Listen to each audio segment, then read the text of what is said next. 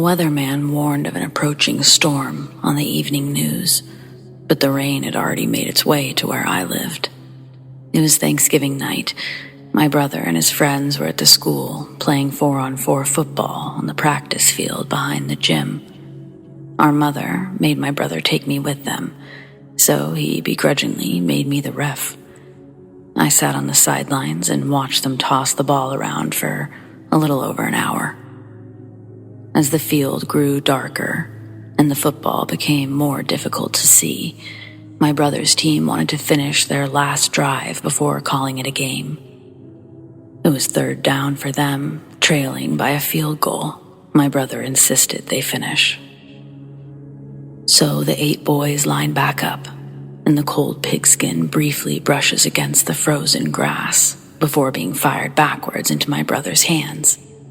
He steps back and launches the first pass, sailing over his receiver's head.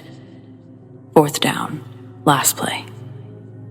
Again, the ball gets snapped into my brother's hands, and he steps back for another Hail Mary and sends it flying. But just as it's about to reach its peak, before the arch, boom, it strikes something almost completely invisible, sitting idle in the sky. The ball plummets straight down from the impact point. All of us just stood there staring at this object, barely visible and completely silent, aside from the metallic thunk from the football. The only way to follow it with your eyes would be to focus and watch the stars disappear and reappear behind it as it flew by. I saw my brother pick up the ball and drop it. It stunk like sulfur, and the smell transferred to his hands when he picked it up. No one else attempted to pick it up, but we could all smell the smell. It wasn't long after that we decided to get the hell out of there. It started as a quick walk in the direction we came, towards our house, and that transitioned into running in a matter of seconds. Call it a knee-jerk reaction, but once we reached the front steps of our house, we all started laughing. Well, not everyone. My brother was just staring at the sky. After several moments of catching our breath, laughing and not laughing, my brother grabs my arm and says, "We gotta go inside. You all should too. Bye, guys." And he rushes us inside, closing the door on his friends. I wish there was a little more to the story, but the rest of the night, my brother just made us stay inside. My parents couldn't understand why he was paranoid, and my father, mostly upset that we'd lost a perfectly good football, asking why we couldn't just be honest about what happened. Of course, we were being honest. You expect your parents to just believe you when you lie, believe you when you tell the truth. They should just believe you. But our parents just didn't. They didn't believe anything they couldn't see for themselves, apparently. My brother is still a bit sour at this point. He knows what we saw. He knows that there was more to see if my parents would just listen and even go look at the football. They refused. My brother remains convinced of this stuff. UFOs, aliens, but he also seems a bit hesitant to talk about it, saying that the older he gets, the less he feels like putting himself out there, whatever that means. It shows as him being interested, being a believer, but never wanting to personally put himself, his story, our story, in the mix. I don't know. Has anyone else ever experienced something like this?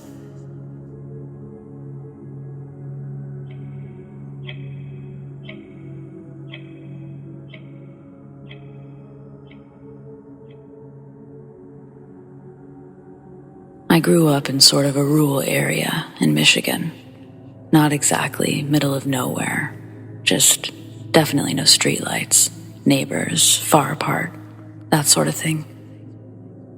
I remember one night I was laying in bed. I was young, probably 7 at the oldest, and I saw lights pierce through my curtains.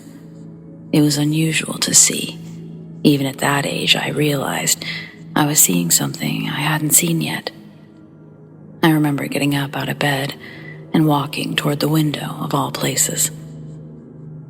My house was usually filled with nighttime sounds. The buzz from the TV that was turned on but probably on a black screen by now. Our dogs faintly snoring. Sounds like that. Before the light, you could hear those sounds. And then somehow, the light brought with it a blanket of silence. So yes, I was curious. What was this light? Before reaching the window, it was my mother's voice I could hear. She was saying my name. No, she was screaming it from behind. Suddenly, she's swooping me up, away from the window, away from the light. She ran me through the house, and I could see this bright light shining through every single window, brightest in the living room, as we had a large front window, which sat behind the couch. Our dogs were following in tow. My mother hadn't stopped running me through the house long enough to see anything except for the light. She told me to cover my ears, but I didn't know why. I couldn't hear anything, but she looked like she was in pain. She was holding me, so she couldn't cover her ears. I remember cupping her ears. Eventually, we ended up in the master bathroom. Mother shuts the door, but before doing so, she grabs the corded phone on her nightstand and brings it into the bathroom with us. She's frantically dialing someone, and as she does, I'm drawn to the window just above the shower in her bathroom. The light, it's so intense.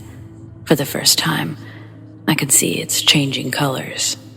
It goes from being blinding white to blinding blue, like some sort of police lights, but missing the red. I hear my mom telling someone over the phone that these lights have been surrounding our house for several minutes. She tells whoever that she saw it before the lights came on, and that it was silent and huge. She asks the person, "Can't you hear that? Can you hear that sound?" That's the sound it started making when it turned its lights on. "I can't see it anymore," she says. "Only the lights."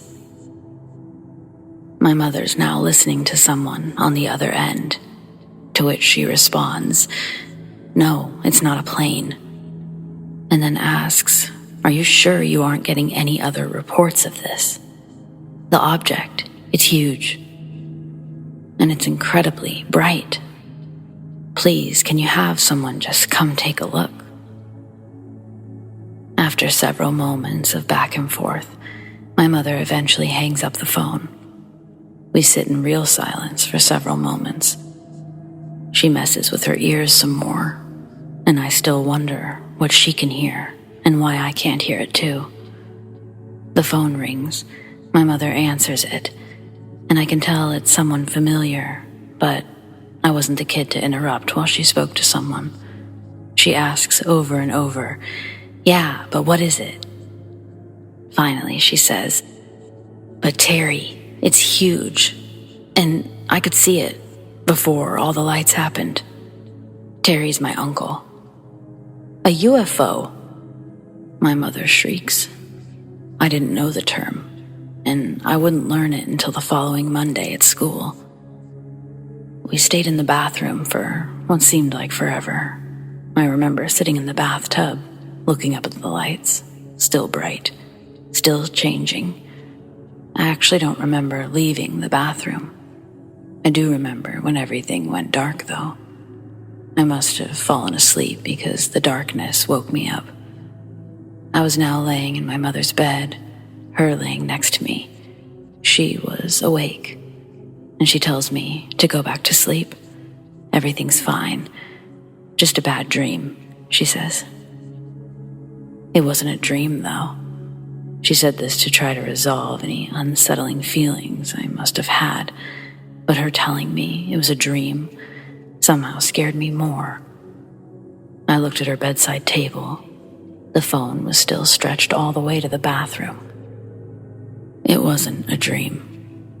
She may have convinced me if I hadn't gone to school Monday and at least 3 other kids having similar tales to tell. Our teacher even referenced the movie E.T. while talking to another teacher. A couple of kids overheard and asked if we could watch the movie. We didn't, but I asked my mom about it. The movie, that is. And even that, she didn't want to talk about. I came to the conclusion at a very young age, I saw something wild. Or more so, experienced something wild because all I really saw were bright lights. My mother, on the other hand, saw something far more. Something that she made some sort of silent agreement with herself not to indulge. She passed away in 2009, never really sharing her thoughts on the matter, ignoring it almost entirely. Sometimes, I really do wish I could do the same. Unfortunately, I am forever curious about what goes on up there in the sky.